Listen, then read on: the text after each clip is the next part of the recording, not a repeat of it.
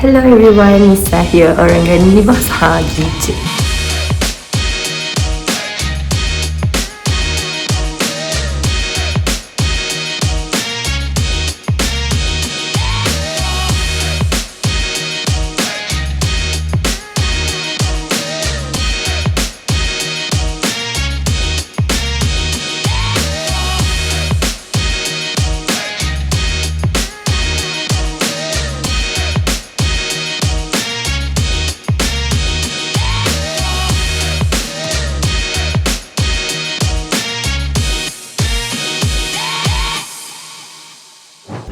Okay guys, so hari ni adalah hari yang keempat. Kalau korang perasan lah, saya akan buat vlog sehari macam tu. So hari ni kita akan ke tempat perang Uhud dan kita akan ke ladang kurma. Banyak sangat-sangat yang saya nak tunjuk dekat korang, sebab untuk siapa yang tak pernah datang ke apa ke, kita boleh share apa yang ada kat sini. And for those apa yang nak datang DIY, korang boleh dah datang yang ke tempat yang saya pernah tunjuk ke apa. So benda ni tujuan saya buat video, saya buat konten. Selain kita create moment, kita pun macam memberikan inspirasi untuk orang, berikan idea untuk macam orang tak pernah datang ke, kita tunjuk suasana sini gitu. Okay, so sekarang saya menunggu lift kat sini memang lama sikit. So jadi menunggu je lah ya. Pukul 8 dah ni, kita dah berkumpul dah sebenarnya. Outfit saya sama je dengan outfit semalam, sebab baru je pakai semalam, terus balik kita pergi makan je, kita pakai lagi. Habibah.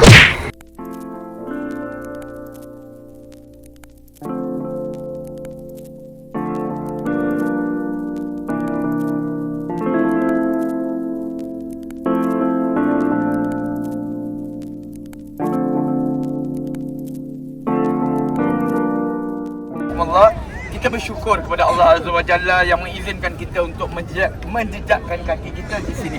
Di sinilah tempat berlakunya peristiwa yang maha dahsyat, peristiwa yang mana hampir sahaja Rasulullah sallallahu alaihi wasallam terbunuh. Sebagaimana ustaz katakan, kalaulah batu-batu di sini, pasir-pasir di sini boleh berbicara, pasti dia akan ceritakan kepada kita bagaimana sedihnya peristiwa yang berlaku ke atas diri baginda Nabi sallallahu alaihi wasallam, yang mana Rasulullah dipapah oleh sahabat, dibawa ke tempat persembunyian untuk dibersihkan luka-luka yang ada pada tubuh badan baginda Nabi sallallahu alaihi wasallam. Kerana orang Quraisy Mekah, tujuan utama mereka datang ke Uhud ini, mereka datang ke Madinah adalah dengan niat nak bunuh Muhammad bin Abdullah. Maka mereka memang attack Nabi, mereka memang serang, memang itu tujuan mereka, nak habiskan riwayat Muhammad bin Abdullah. Okey, kita kembalikan bagaimana berlakunya peperangan ini. Peperangan ini adalah peperangan yang kedua dalam Islam. Peperangan pertama di mana? Badar. Di Badar. Berlaku pada tahun 2 Hijrah. Kemudian pada tahun 3 Hijrah, orang-orang Mekah berangkat daripada Mekah seramai 3,000 tentera, dengan 200 barisan berkuda yang dipimpin oleh satu panglima yang memang cukup pandai, cukup cerdik dalam menyusun strategi peperangan. Siapa dia? Yang dikenali sebagai Saifullah, pedang Allah, Khalid Al-Walid. Tetapi dia masih orang musyrik, dia belum lagi Islam. Ketika Rasulullah mendapat tahu akan kedatangan tentera ini, baginda Rasulullah pun mengadakan mesyuarat dengan sahabat-sahabatnya, apakah kita nak berkubu saja di dalam Madinah ataupun kita keluar berperang di luar Madinah. Bagi diri Rasulullah nak berkubu dalam Madinah kerana bilangan orang Islam sedikit. Jadi orang Islam lebih tahu akan selok-belok dalam keadaan bandar Madinah itu. Namun golongan pemuda yang begitu bersemangat, membuat semangat mereka. Mereka ketahui bahawa ketika Badar, orang Islam telah memperolehi kemenangan. Jadi kalau berperang di dalam Madinah agak limited. Maka mereka dalam mesyuarat itu, mereka mendesak Nabi, ya Rasulullah, kita keluar, biarlah kita berperang di luar Madinah. Maka akhirnya diputuskan peperangan itu di luar Madinah. Maka Nabi pun pada petang itu, Nabi pun masuk ke dalam rumah dan baginda terus memakai baju besinya. Kemudian sahabat-sahabat yang berada di luar rumah ini, mereka fikir balik, bincang balik.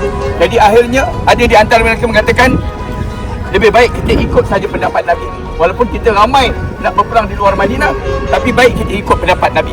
Maka dihantarnya bapa saudara Nabi, Sayyidina Hamzah bin Abdul Muttalib, masuk ke dalam rumah Nabi dan berkata, Hamzah, ya Rasulullah, ya, pemuda-pemuda kita dah berbincang, mereka nak ikut kembali pendapatmu untuk kita berkubu saja dalam Madinah.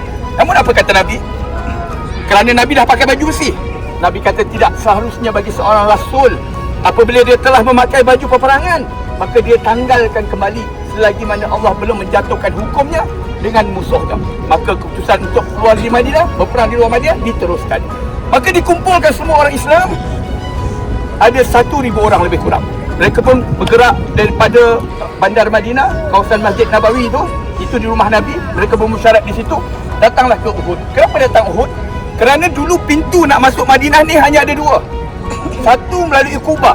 Quba kita akan pergi sebentar lagi, iaitu merupakan jalan hijrah Nabi. Dan di Quba banyak sekali kebun-kebun kurma. Maka tidak sesuai tentera yang ramai mengikut jalan itu. Maka Nabi tahu mereka akan datang melalui Uhud ini. Maka datanglah tentera Islam. Sampai di satu tempat yang bernama Ajimatu Syaikhain, Rasulullah dapati dalam ramai tentera Islam ini, ramai juga yang Nabi tak kenal. Lalu Nabi bertanya, siapa mereka ni? Lalu diberitahu mereka sebenarnya bukan orang Islam, tapi mereka adalah orang Yahudi yang dibawa masuk oleh Abdullah bin Ubay. Abdullah bin Ubay ini adalah orang munafikin. Ya, luarnya Islam. Dia kalau solat subuh, dia kalau solat akan solat di belakang Nabi.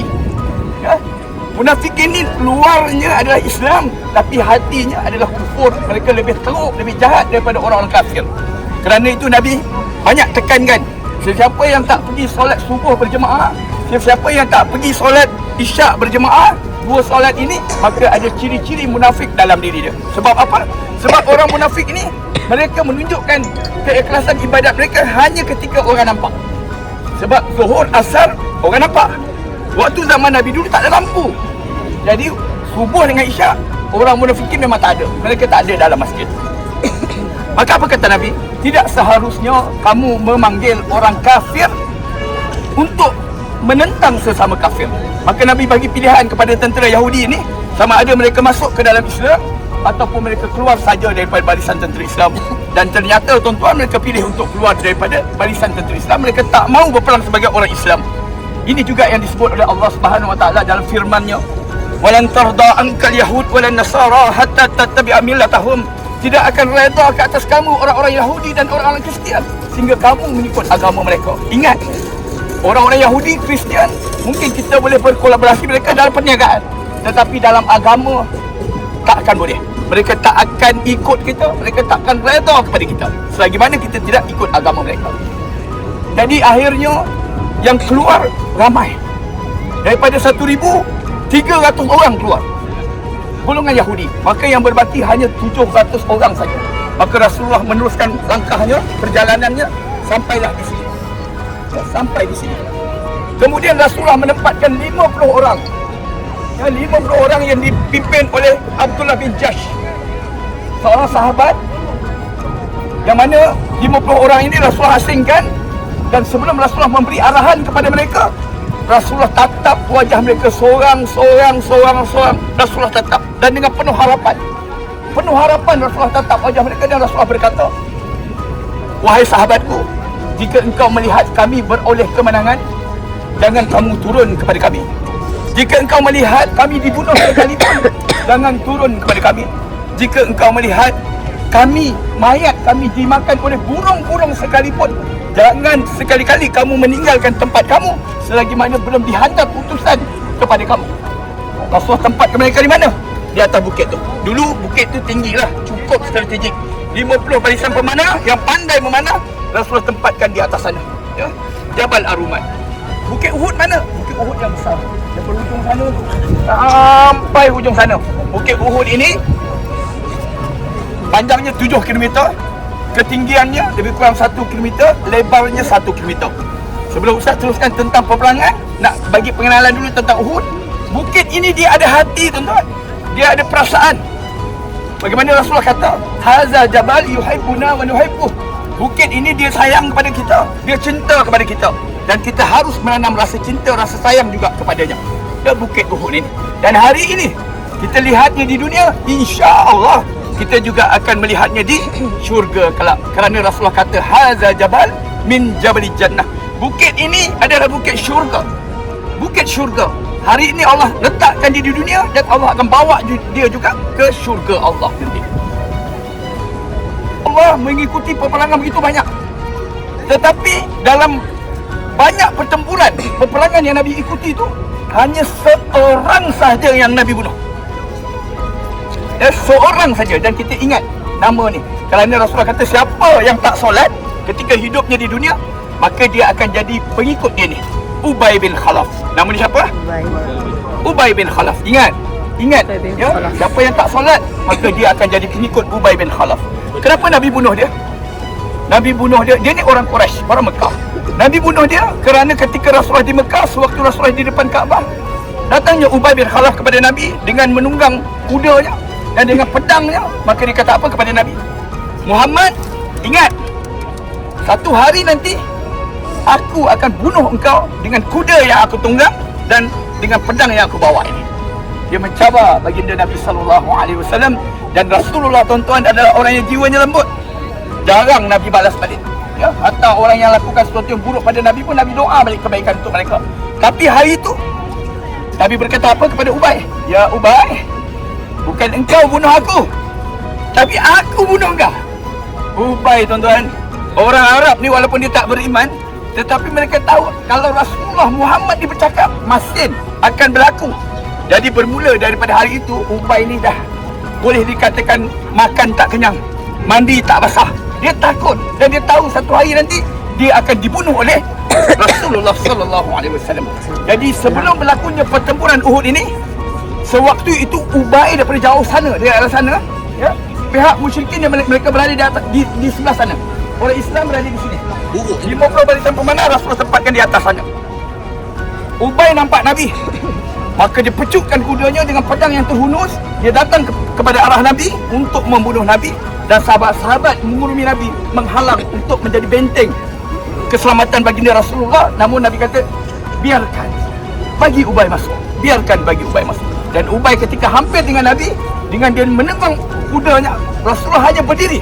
Namun Rasulullah keluarkan pedangnya, maka Nabi lipas daripada bawah ni. Nabi lipas saja dan terkena hujung pedang saja sikit di leher Ubay. Namun nak beritahu tuan-tuan, luka yang sedikit tu kesakitan yang luar biasa. Ubay terus patah balik kepada kaumnya. Dia pecut balik kuda kepada kaumnya dan dia berkata apa? Muhammad dah bunuh aku. Muhammad dah bunuh aku. Dan dia ditertawakan oleh tenteranya kerana luka yang sedikit. Namun nak beritahu, luka itu penyebab kematiannya. Dia mati ketika perjalanan balik ke kota Mekah. Masya Allah. Maka berlakulah pertempuran. Pusingan pertama bila waktu begini ya, Rasulullah datang sebelah petang, malam Rasulullah bermalam di sini ya, dan berlakunya peperangan itu pada waktu begini, waktu duha ini. Dan pada pusingan pertama, orang Islam bertempur, mereka bertempur dengan penuh keberanian. Mereka tidak gentar dengan kematian. Mereka tahu kalau mati terbunuh, syurga milik mereka. Jadi mereka bertempur dengan keberaniannya, dengan gagah perkasanya. Dan barisan 50 pemanah di atas memberikan peranan begitu penting. Yang mana Khalid Al-Walid yang berkuda ni, bila dia nak ikut serta dalam medan pertempuran, dia terus dipanah oleh barisan pemanah. Jadi akhirnya Khalid tak boleh nak ikut serta. Dia hanya tengok daripada jauh. Maka pada pusingan pertama, orang Islam berjaya kacirkan barisan musyrikin, mengembalikan mereka semula ke khemah-khemah mereka di sana. Pusingan pertama, alhamdulillah, orang Islam memperolehi kemenangan. Dan seperti mana yang saya kata, peperangan itu berlaku pada waktu begini, waktu duha ini. Dan setelah pihak musyrikin berundur, Rasulullah juga berundur. Nabi juga ada tempat-tempat kuburnya, Nabi pun berundur. Dan berhentinya pertempuran itu agak lama, sampailah dalam jam 1 petang, 1 tengah hari. Orang Islam yang pemanah masih duduk setia di sana. Maka ketika jam 1 tengah hari, Rasulullah pun keluar daripada kuburnya untuk meninjau apakah pihak musyrikin ini mereka nak kembali lagi ataupun mereka dah balik ke Mekah. Ketika Rasulullah keluar untuk meninjau, maka sebahagian 40 orang yang berada di atas Jabal Al-Rumah, sangkaan mereka sangkaan peperangan dah berakhir. Sangkaan mereka. Jadi mereka pun turun lah. Sebahagiannya 40 orang, 10 orang saja yang masih setia dengan perintah baginda Nabi sallallahu alaihi wasallam, masih ingat apa yang Nabi perintahkan. Namun 40 orang turun itu bukanlah seperti yang dimomokkan bahawa mereka turun untuk berebut-rebut harta, seolah-olah mereka tamak dengan harta yang ditinggalkan oleh pihak musyrikin. Itu sebenarnya satu fitnah jahat kepada sahabat-sahabat Rasulullah. Ya, kita boleh fikir dari sudut logik akal kita. Mana mungkin orang-orang Quraisy yang datang ke medan pertempuran di sini, mereka bawa sekali kambing ke, bawa sekali untanya ke, atau bawa sekali barang-barang ghanimah, harta-harta peperangan. Tidak mungkin. Mereka akan tinggalkan di khemah mereka di sana. Mereka hanya datang dengan diri mereka dan pedang saja. Jadi perceritaan yang kita dengar bahawa sahabat turun, dia berebut harta sehingga memberi peluang kepada pihak musyrikin, itu sebahagiannya mengatakan adalah fitnah jahat yang dilakukan kepada sahabat. Benar sahabat telah melanggari perintah baginda Nabi, itu benar. Tetapi atas apa berebut harta, itu di situ ada sedikit perlu diperbetulkan kepada dia. Kerana sahabat menyangka sebenarnya peperangan dah berakhir, dah tak ada dah. Peperangan berhenti agak lama, dalam 4 ke 5 jam. Dan Khalid Al-Walid nak beritahu bijaknya dia, ya, dia tak dapat ikut serta pada pertempuran pertama. Namun setelah dia melihat saja barisan pemanah meninggal ke tempat utama ni, tempat yang strategik ni, maka dia kerahkan 200 barisan berkuda dah. Dia pusing belakang Jabal Uhud daripada arah belakang. Dia pusing, mengambil masa lebih kurang 15 minit. Macam mana kita tahu 15 minit? Komander Arab di sini telah memecut kenderaannya dengan kelajuan kuda. Maka katanya 15 minit untuk dia pusing Jabal Uhud ini. Maka Khalid Al-Walid serang daripada belakang dan dia berjaya merampas Jabal Ar-Rumman. 10 orang yang masih berbaki berjaya dibunuh. Dan setelah Khalid Al-Walid merampas bukit yang strategik ini, maka dia seru kepada tenteranya agar kembali ke medan pertempuran. Maka ini adalah pusingan kedua. Pusingan kedua, di waktu inilah berlakunya peristiwa yang amat dahsyat. Orang Islam di-attack daripada dua arah. Satu daripada sana, satu daripada sini. Dan yang memegang panji bendera orang Islam yang bernama Mus'ab bin Umair. Kenal Mus'ab? Nanti Ustaz ceritakan siapa dia Mus'ab bin Umair dalam bas nanti. Mus'ab, dia memegang panji. Dan ketika tangan kanannya dipotong, dia ambil tangan kirinya. Dan ketika tangan kirinya dipotong, maka dia kepitkan. Dan akhirnya dia dibunuh. Dan Mus'ab ini wajahnya, gayanya seperti Rasulullah. Ketika dia dah dibunuh, terbunuhnya Mus'ab, maka tersebarlah berita bahawa Muhammad dah bunuh. Muhammad dah terbunuh. Kita dah berjaya membunuh Muhammad. Orang Islam sebahagiannya imannya lemah. Orang Madinah sebahagiannya imannya lemah. Bila dengar sahaja bahawa Nabi dah tak ada, Muhammad telah dibunuh, maka sebahagiannya lari balik ke Madinah. Ada yang menyerah kalah, tak mau bertempur lagi. Apa guna kita nak berperang? Muhammad dah tak ada. Namun masih ada sahabat-sahabat yang mana imannya tebal. Apa kata mereka? Kalaulah Muhammad Rasulullah dah tak ada, dah dibunuh, apa guna aku hidup? Apa guna aku hidup? Maka makin semangat mereka bertempur, ya, makin semangat mereka untuk berperang. Namun ketika itu tuan-tuan, Rasulullah, ya, dalam keadaan gawat itu, Nabi di-attack begitu dahsyat, ya, sehingga kan Nabi jatuh ke dalam lubang. Ketika Nabi jatuh ke dalam lubang, topi yang Nabi pakai ni telah dibaling lembing oleh Abi Qumamah, ya. Lembing itu kena pada pipi, kena pada topi, dan topi itu pecah. Dan daripada besi topi itu terkena, ya, pada pipi Rasulullah. Dan Nabi jatuh dalam lubang itu.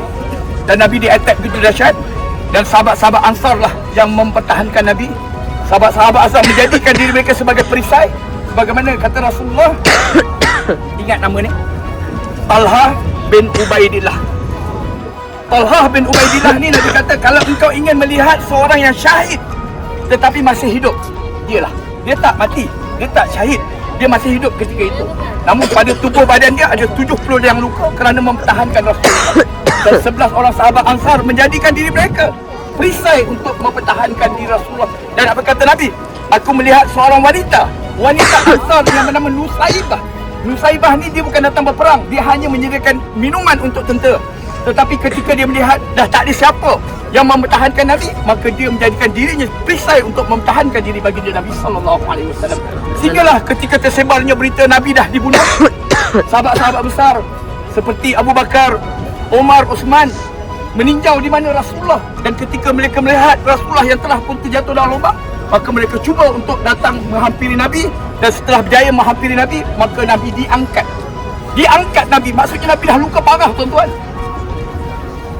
Nabi diangkat. Keadaan Nabi begitu teruk waktu itu, hampir saja terbunuh. Nabi diangkat, Ali bin Abi Thalib mengangkatnya, Omar mengangkatnya, membawa Nabi ke mana? Ada satu bukit tu, tuan-tuan tengok tak? Nampak bukit tu? Betul-betul hadapan kita ni ada satu bukit dan terbelah tengah-tengah dia tu. Nampak tak bukit kecil tu? Dan tengah dia terbelah. Sebenarnya ada gua. Ya, Nabi diangkat, dibawa masuk ke dalam gua itu. Lalu Nabi dibersihkan luka-luka yang ada pada tubuh badannya. Dan hari ni tuan-tuan, kerajaan Arab Saudi dah tutup pintu gua tu dengan disimenkan depannya.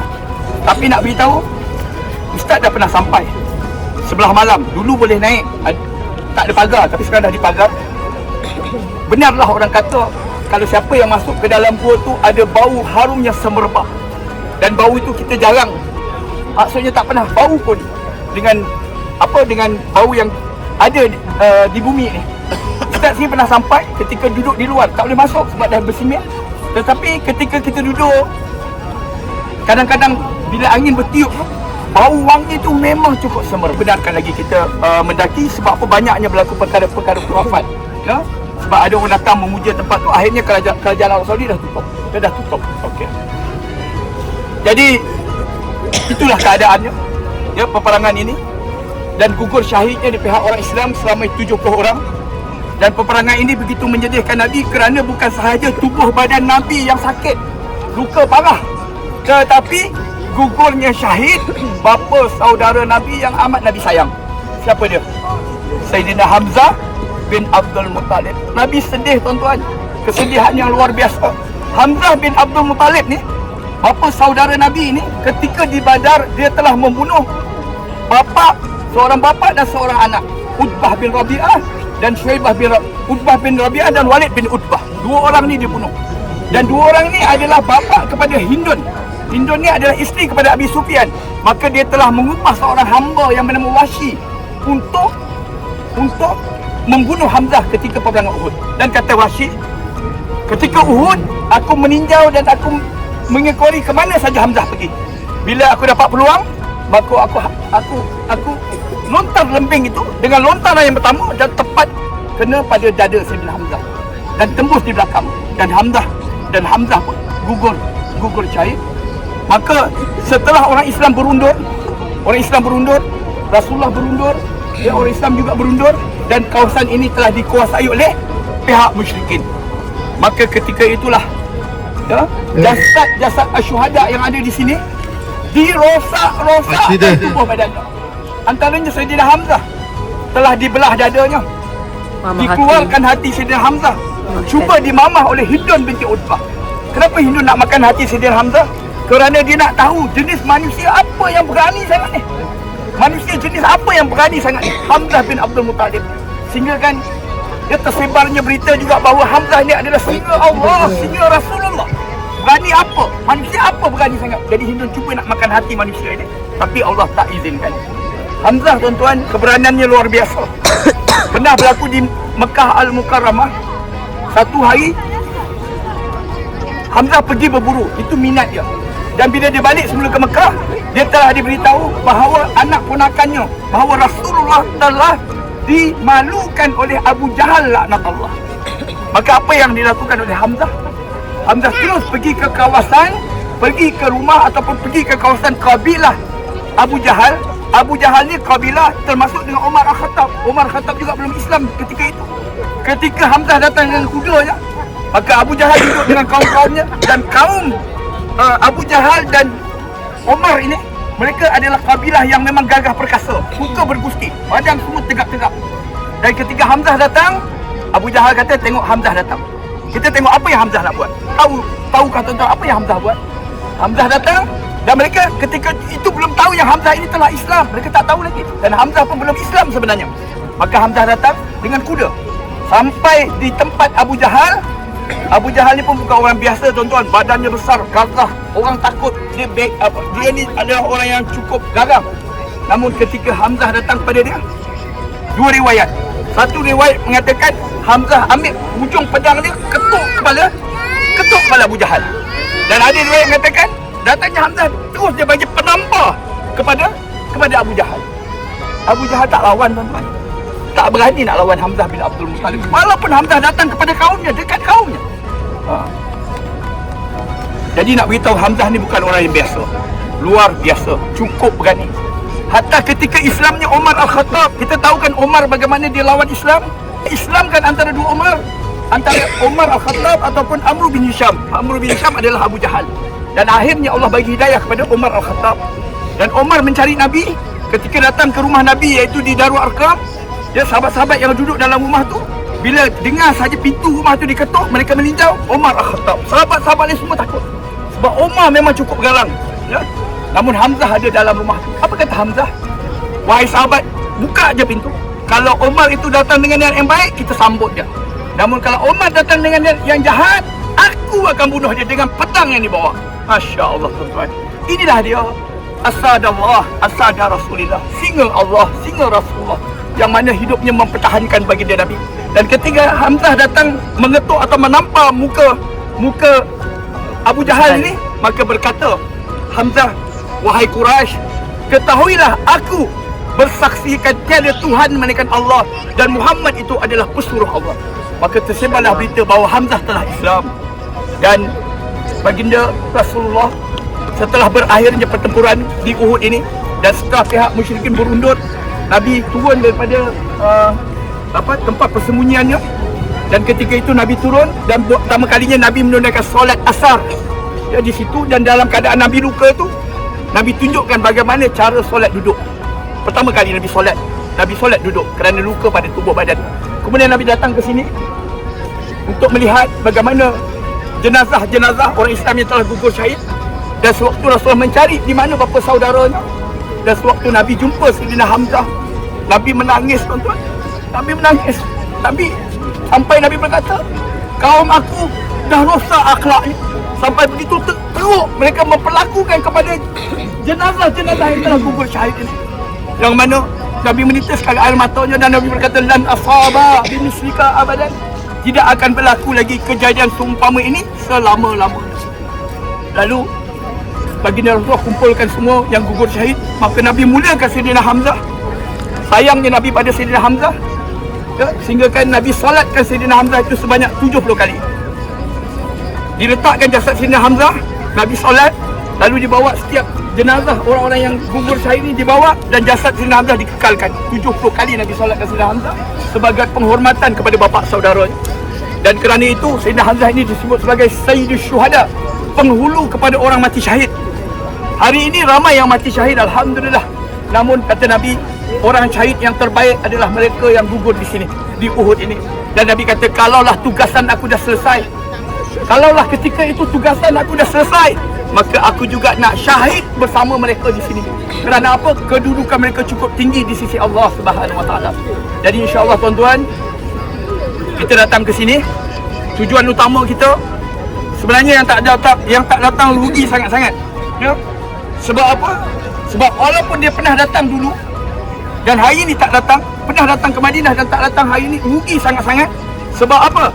Sebab Rasulullah sendiri ketika hidupnya, setiap minggu, bukan setiap bulan, setiap minggu Rasulullah akan datang ke sini untuk datang menziarahi para asyhada yang ada di sana. Ya, insya-Allah kita akan pergi ke sana untuk memberi salam kepada asyhada. Ya, antaranya yang ada 70 syuhada, dan yang masyhur sahabat yang ada di sana adalah Hamzah bin Abdul Muttalib, Abdullah bin Jahsy panglima pemanah, Mus'ab bin Umair, Hanzalah. Tahu Hanzalah, pernah dengar cerita Hanzalah? Seorang yang baru berkahwin, belum sempat mandi janabah, dan akhirnya besoknya telah terbunuh, gugur syahid pada peperangan Uhud ini. Jadi kita akan pergi sana dan memberi salam kepada mereka, insya-Allah. Itulah tujuan pertama kita datang ke Uhud. Ya, satu suruhan oleh Rasulullah. Jadi ingat tuan-tuan, mungkin Allah izinkan lagi tahun depan, ya, atau 2 tahun lagi tuan-tuan datang lagi, ya. Dan kalau ada program datang ke sini, jangan tak datang. So guys, macam tu lah kalau korang dengar tadi ceramah yang Ustaz telah sampaikan macam mana keadaan di sini semasa perang Uhud yang kedua di antara perang-perang Islam. Macam tu lah, rugi kalau korang tak dengar. Sebab tu saya buat konten, sebab saya nak share ilmu. Gitu. Sekarang kita nak bagi salam kepada para syuhada yang berada, yang meninggal syahid dekat sini. Assalamualaikum. Assalamualaikum. Ya Hamzah. Ya Hamzah bin Abdul Muttalib. Assalamualaikum. Ya Amma Rasulullah. Assalamualaikum. Ya Asadallah. Wa Asada Rasulullah. Assalamualaikum. Ya Amma Rasulullah. Assalamualaikum. Ya Asadallah. Wa Asada Rasulullah. Assalamualaikum. Ya Abdullah bin Jashi. Assalamualaikum. Ya Mus'ab bin Umair. Assalamualaikum. Ya Hanzalah. Assalamualaikum. Ya Nusaybah. Assalamualaikum. Assalamualaikum. Ya syuhada Uhud. Ya syuhada Uhud. Assalamualaikum. Assalamualaikum. Ya sabartum. Ya sabartum. Wa ni'ma. Uqbaddar. Allahumma. Al-Islam. Islam. Ahlihi. Wa ahdihi. Abdullah. Al-Jaza. Salam sejahtera. Atas kamu. Wahai Sayyidina Hamzah bin Abdul Muttalib. Salam sejahtera atas kamu. Wahai bapa saudara Nabi. Salam sejahtera atas kamu. Wahai penghulu kepada mereka yang mati syahid. Salam sejahtera atas kamu. Wahai singa Allah. Wahai singa Rasulullah. Salam sejahtera atas kamu. Wahai Mus'ab bin Umair. Salam sejahtera atas kamu. Wahai Abdullah bin Jashi. Salam sejahtera atas kamu. Wahai para asyuhada Uhud. Semoga Allah memberikan balasan yang terbaik buat kamu di syurganya, di atas kesabaran kamu. Ya Allah, Moga hari ini kau menyaksikan kami ini adalah hamba-hamba-Mu telah datang dari jauh menziarahi pejuang-pejuang-Mu dan semoga ini yang kami doakan, yang kami ziarahi ini menjadi saksi di hadapan-Mu, menyatakan bahawa hari ini kami datang menziarahi mereka.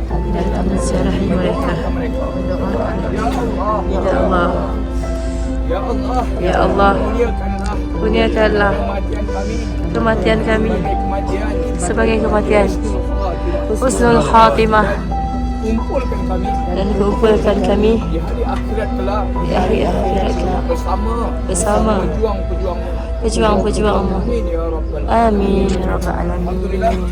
Berlaku perang Uhud, yang mana orang cakap dekat sini banyak perang selepasnya berlaku perang Badar. Iaitu perang Badar berlaku pada 2 Hijrah dan perang Uhud berlaku pada 3 Hijrah. Yang mana tempat ni tempat yang paling bersejarah, yang mana paling boleh orang cakap kita bukan keluar air mata. Yang mana ada unsur-unsur berita kematian Nabi waktu tu, tapi sebenarnya orang lain macam mana Nabi survive semua benda dalam kehidupan, benda macam ni. Macam mana ada yang tak dengar perintah suruhan daripada Nabi, macam mana. Ini kalau kau nak tahu lebih lanjut, join package UAR. Sekian sahaja laporan di Jabal Uhud. Masya Allah. Anyo. Okay guys, macam tu lah kalau korang tengok tadi, kita dah memberi salam kepada para syuhada. Kita dengar apa yang Ustaz bagi ceramah tadi. Kalau korang tengok, Ustaz cakap ada gua di sebalik ni, gua yang macam nampak tak ada bersilang macam tu. Bukit yang bersilang kat situ ada gua, tapi gua tu telah ditutup kerana telah berlakunya banyak berlaku khurafat. So kerajaan Arab Saudi telah tutup.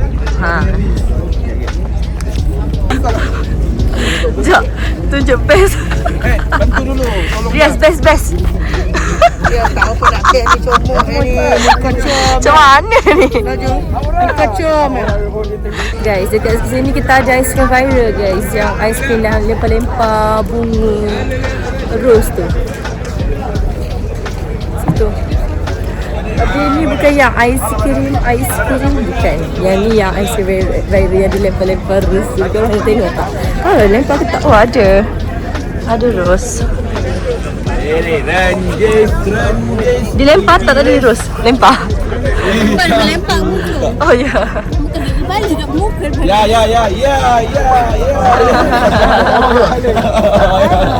Comel. Spesial.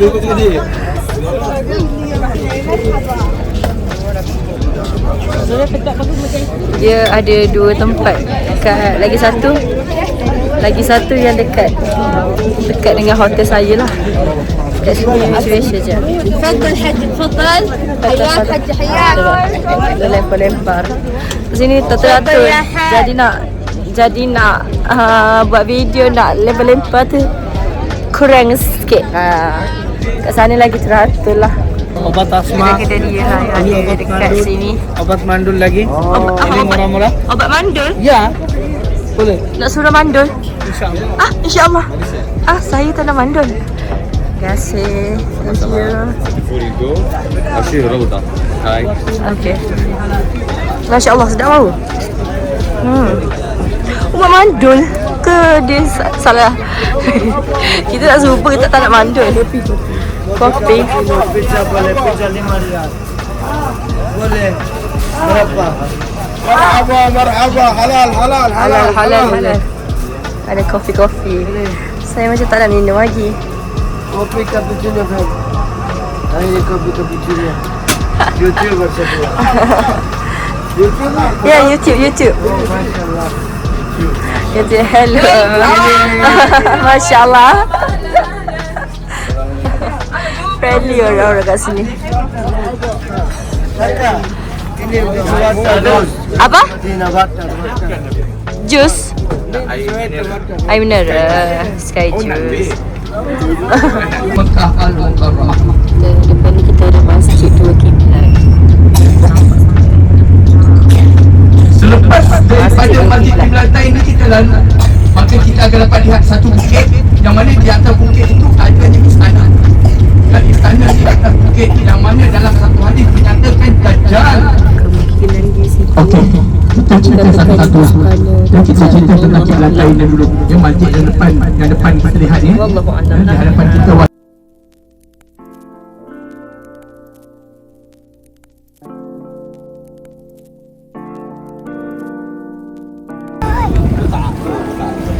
Botak.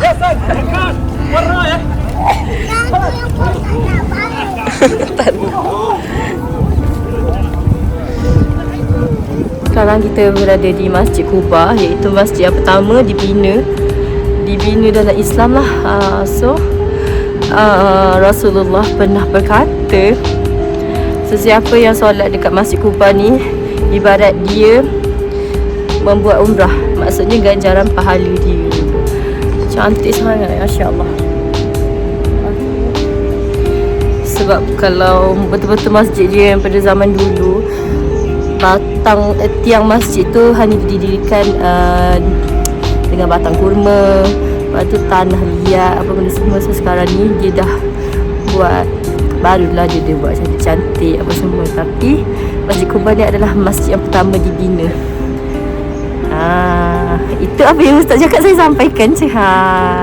Saya ni tak pandai-pandai, tapi bila Ustaz share apa-apa saya share balik kat korang. Sebab tadi dia cakap dalam pas saya nak record lama-lama, jadi saya pening, saya tak boleh nak main phone. Saya hanya menyampaikan sahaja balik.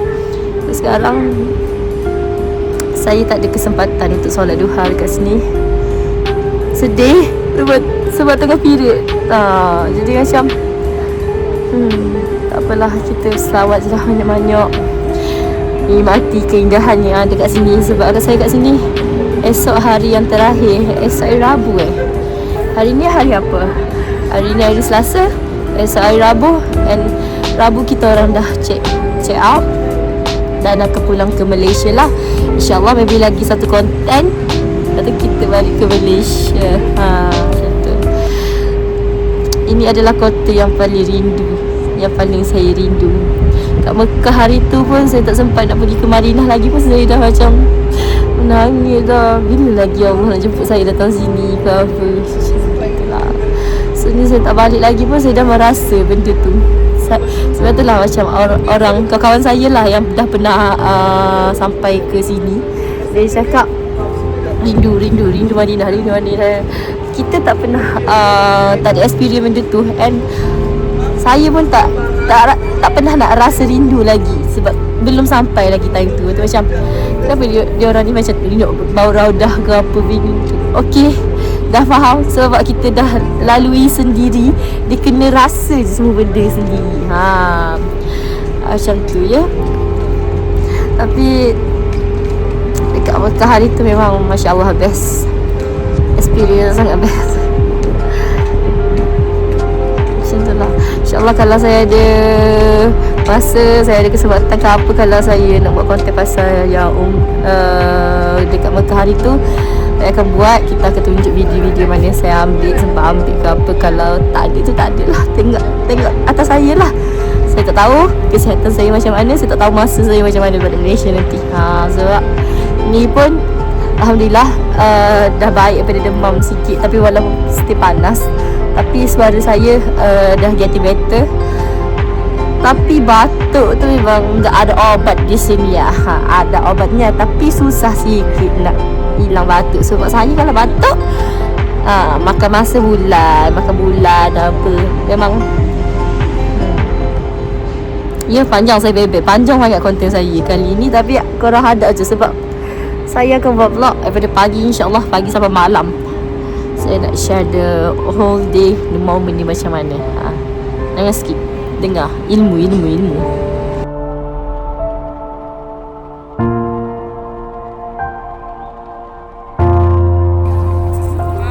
Posing lagi.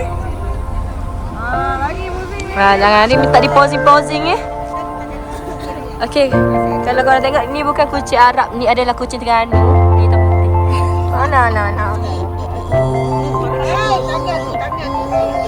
tak penting.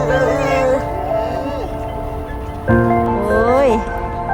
Dia pegang. Okey. Minta maaf lah. Okey, saya nak masuk dalam bas dah. Sebab macam dah tak larat lah saya ni. Nantilah masih belakang saya. Dia seputih iman. Amin. Okay, so jom kita pergi ke next destination kita. Maybe ladang kurma kot. Tak tahulah, saya just follow sebab saya nak kena duduk rampas, saya nak rehat, nak berubat. Sebab tak larat sangat dah.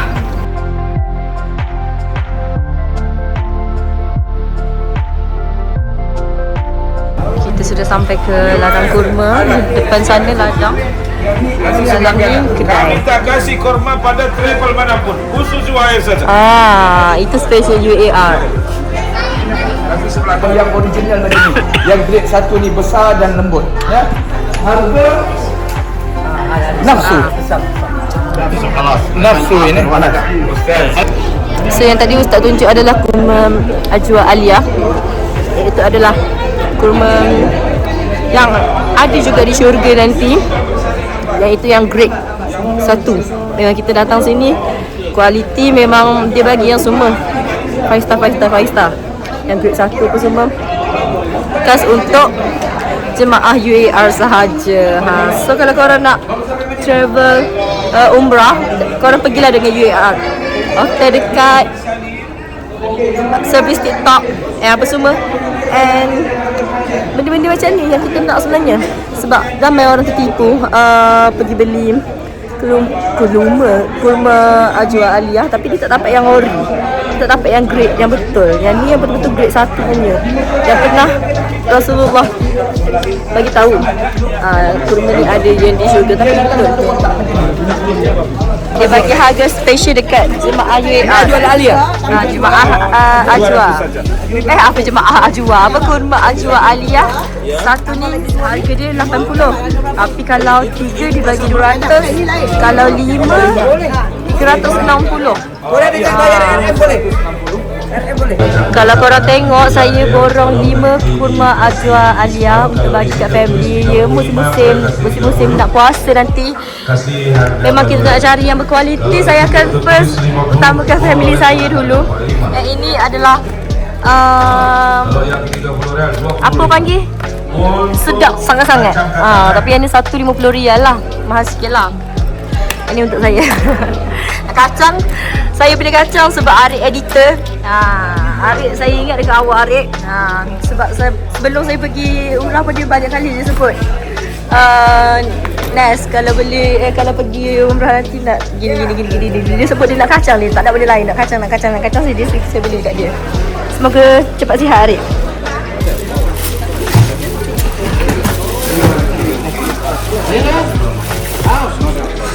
Dah selesai saya beli, selebihnya saya akan beli dekat luar daripada kedai ni lah. Sebab sini kedai memang ceng gini. Nak tegur ni.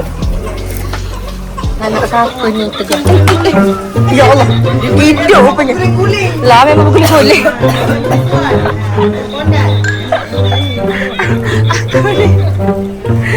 Tertipu lah Coklat. Bukan tak nak beli, tahu lagi saya penuh. InsyaAllah macam mana ni? Barang saya banyak sangat. Yang ni berapa? 1 kilo 50. Macam kena beli. macam kena beli. Nak bagi-bagi kan.